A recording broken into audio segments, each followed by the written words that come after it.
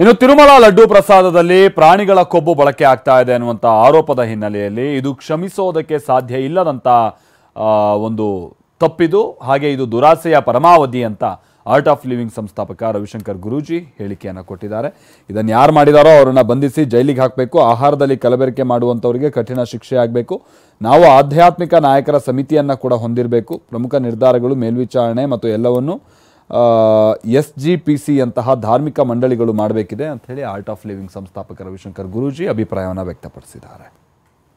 We have read in history book how in 1857 the Sipai Mutiny happened, and now we see how the sentiments of the Hindus are deeply wounded by this laddu. I mean, this is something which cannot be pardoned. It cannot be forgiven. It's malicious and it is height of greed of the people who are involved in this process.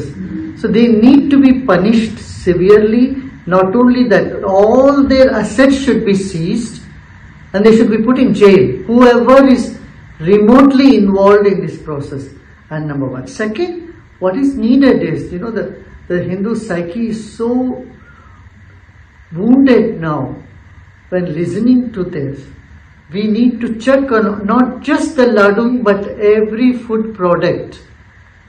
What about the ghee that is available in market? Is anyone checking what they are putting in it? All those who are adulterating food and they put.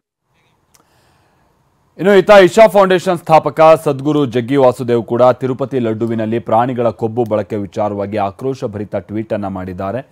ದೇವಾಲಯದ ಪ್ರಸಾದದಲ್ಲಿ ಭಕ್ತರು ಗೋಮಾಂಸ ಸೇವಿಸುವಂಥದ್ದು ಇದು ಅಸಹ್ಯಕರವಾಗಿದೆ. ಅದಕ್ಕಾಗಿ ದೇವಾಲಯಗಳು ಭಕ್ತರಿಂದ ನಡೀಬೇಕೇ ಹೊರತು ಸರ್ಕಾರದ ಆಡಳಿತದಿಂದಲ್ಲ.